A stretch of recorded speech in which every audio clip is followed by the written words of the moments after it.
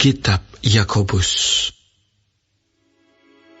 Salam dari Yakobus, hamba Allah dan Tuhan Yesus Kristus, kepada ke-12 suku di perantauan. Saudara-saudaraku, anggaplah sebagai suatu kebahagiaan apabila kamu jatuh ke dalam berbagai-bagai pencobaan. Sebab kamu tahu bahwa ujian terhadap imanmu itu menghasilkan ketekunan.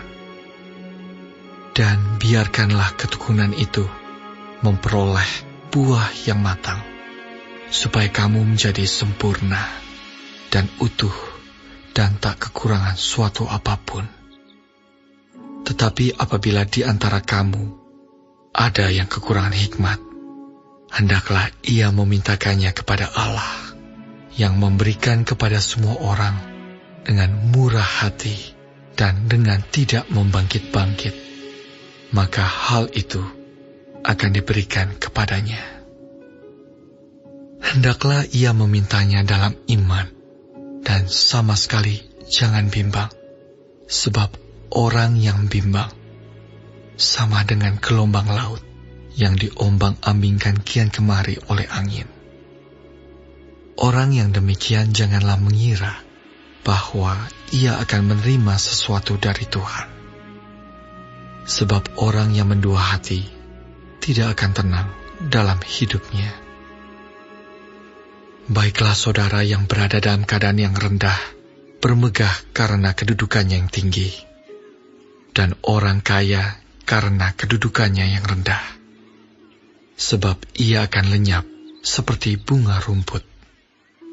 Karena matahari terbit dengan panas yang terik dan melayukan rumput itu, sehingga gugurlah bunganya dan hilanglah semaraknya. Demikian jugalah halnya dengan orang kaya. Di tengah-tengah segala usahanya, ia akan lenyap. Berbahagialah orang yang bertahan dalam pencobaan, sebab apabila ia sudah tahan uji, ia akan menerima mahkota kehidupan yang dijanjikan Allah kepada barang siapa yang mengasihi Dia.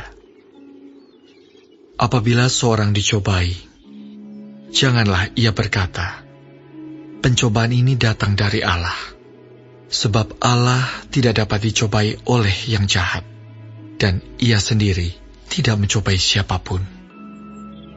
Tetapi tiap-tiap orang dicobai oleh keinginannya sendiri, karena ia diseret dan dipikat olehnya.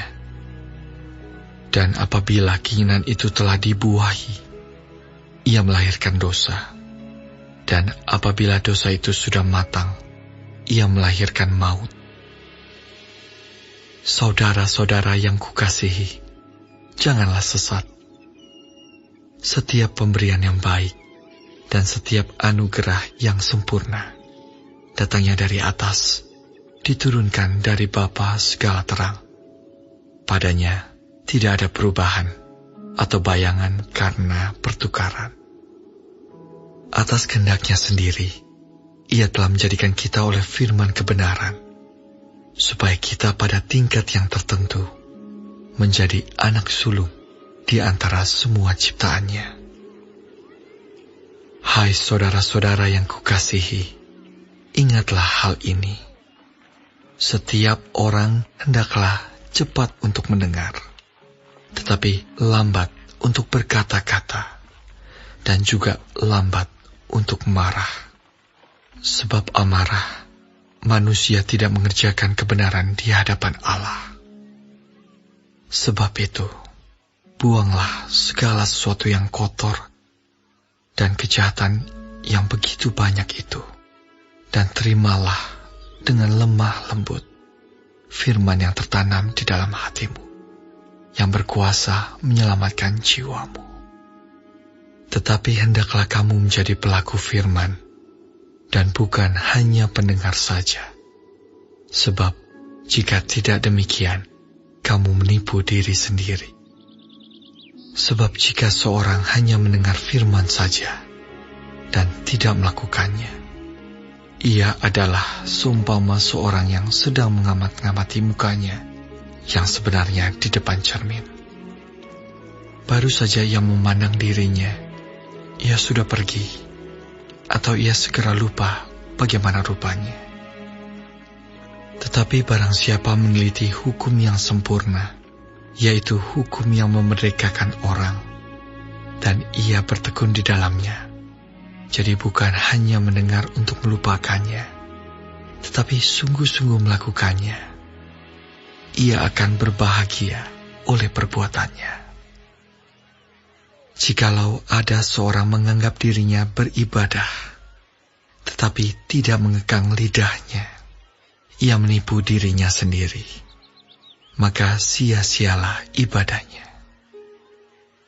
Ibadah yang murni dan yang tak bercacat di hadapan Allah Bapa kita ialah mengunjungi yatim piatu dan janda-janda dalam kesusahan mereka, dan menjaga supaya dirinya sendiri tidak dicemarkan oleh dunia.